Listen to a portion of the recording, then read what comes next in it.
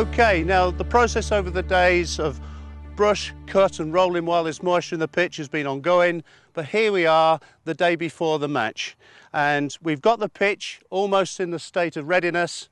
The amount of rolling that you should do varies, but between 2 to 5 hours in recreational cricket was probably fine. You might find that if you haven't got the luxury of resource of covers to control the amount of drying, you might find it gets too dry. So you might have to put a flash down of water to cool it down, seal it up. And that shouldn't take place out of a minimum of 3 days before the game. That's about right, no more than that. We want the surface to start on the day of the match dry and as firm as possible. The ideal pitch is to have a balance between bat and ball. That is what we're trying to achieve for the player's skills and development. So the next step is to give this its final cut, lowering the kite of cut now to about 4mm, about between 1/8, 3/16. So we're going to give it a final cut and a final roll just for about 10 minutes, no more than that, to finish it off, and then we'll mark up, ready for the match.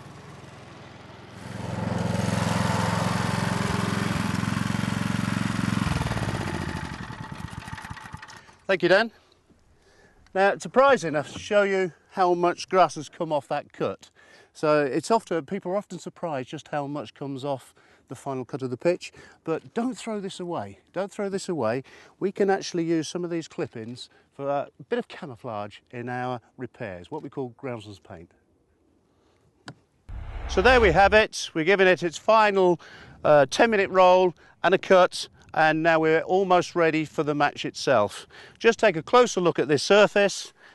We've got a nice coloured, nice even straw coloured throughout. So I'm very happy with this. The surface is very firm, very dry. You can hear that, very hard. And we just test the density with the probe. Very difficult to probe into the surface. So very pleased with that, just what we're looking for. Now, obviously we don't want too much green grass in there. Too much green grass will give emphasis to the seam bowler.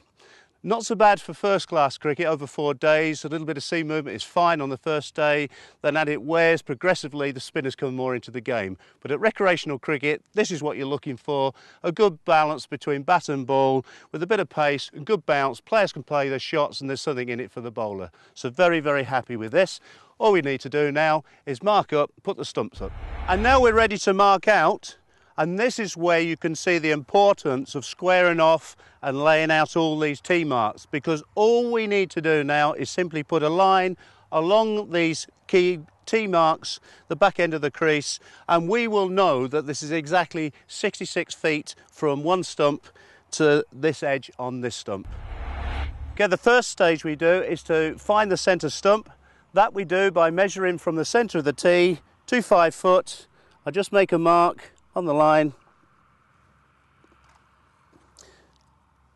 and Dan is now going to come and make the centre stump hole where the line passes right through the centre of the stump. Dan?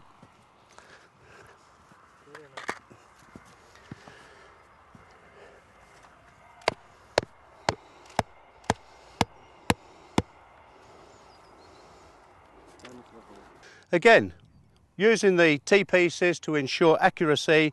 If you haven't got the luxury of a good frame to mark out, we can use just these strings. Because we know everything is in line, because of what we did early in the season, we can lay out these strings and run along. Always remember to run to the back edge. So, just like this.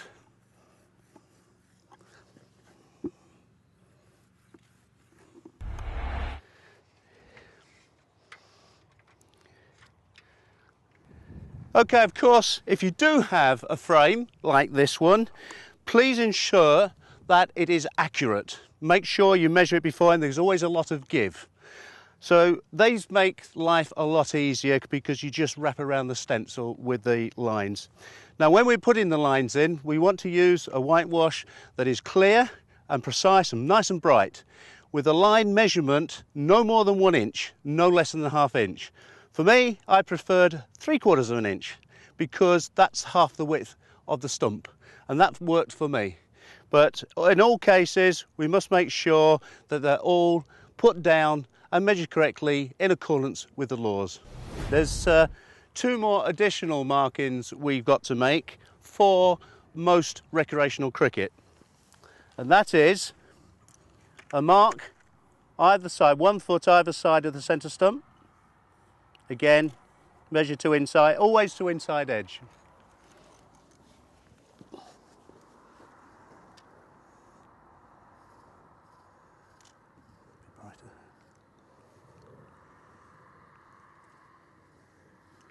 Okay, thank you.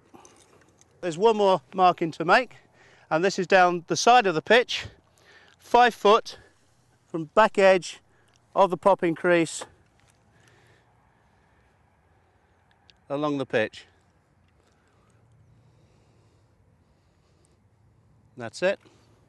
Thank you, boys. What this gives us is what we call the protected area down the pitch. And this is essentially a channel 5 foot from the popping crease, 2 foot rectangular down the pitch. And that is an area you can't go on, can't bounce a ball, you can't sweep. We leave that, and that is the protected area. That's what these markings are for. Additionally, in international cricket, we have markings straight down here, parallel ones to these return creases, and they're 17 inches from the inside edge of the return crease, and that is to signify wides. Now, they're used in international cricket. There may be a chance in recreational matches at some point you might have to put them in. But for this moment, we are essentially finished, and all we have to do now is put the stumps in. These lines are clear, white and bright, and will satisfy any umpire or official. Okay, to do this job, Dan's using a standard stump gauge, which can be attained. Outside of that, you have to get the accurate measurements, but this makes life easier. Hammer in, make sure they're in line, and Dan will adjust as he uses anybody can use a half stump for this task, but just to get the holes in line. There we go. Let's reopen that one. And essentially, always the back edge of the line should pass through the centre of the stump. We never put the stump holes in the centre of the line. The back edge must run through the back edge of the holes. One more thing we have to do, one little tip, is to just place a little bit of water into the stump holes before we put the stumps in. Now, this ensures that the stumps will remain in place and don't become loose and wobbly or cartwheel out. Bowlers won't like that because they love the stump to cartwheel down, but this is a vital tip to do just before we put the stumps up, which is our final task. Okay, our last job, to put the stumps in. Whoever does this, be it the groundsman, the umpire or captain, whoever, it's the symbol that the match is about to start.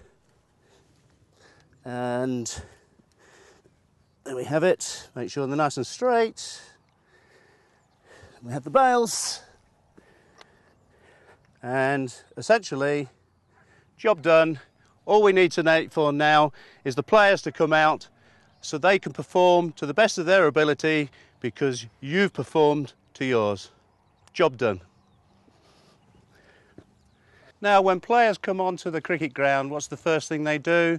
They come into the car park and they look across the ground. And if they see a scene such as this, where presentation is absolutely pristine, they then have the confidence that they think that the pitch is going to play well as well. So presentation is 9/10 of the law. Setting out the outfield from the edge of the boundary, the players, officials, spectators get total enjoyment in the sport that they come to love. And now, just as the sun's going down, this is just the perfect opportunity to say, this is what we all work for. We have a lovely white pitch, it's even covering, and even the bounce of the ball is very good. And as we go across the square, look at this presentation. All the nice green stripes set against the white of the pitch. This is what we work for. This is ready for players to perform on. The presentation instills confidence in the players that the groundsman has pride in what he does, and therefore the pitch must be good as well. This is what we become groundsmen for.